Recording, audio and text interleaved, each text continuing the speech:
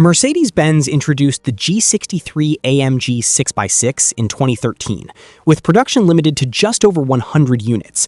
Used examples have sold for more than $1 million, leading some companies to create six-wheel replicas based on standard G-Class models. This particular build started as a 2019 Mercedes-AMG G63 and was converted by Apocalypse Manufacturing in Florida. The SUV was lengthened to accommodate a third axle and features portal axles, a textured matte black finish, exposed carbon fiber parts, 22-inch Brabus wheels, and 35 by 12.5-inch Toyo Open Country MT tires. Power comes from a 4-liter twin-turbocharged V8, producing 577 horsepower and 627 pound-feet of torque.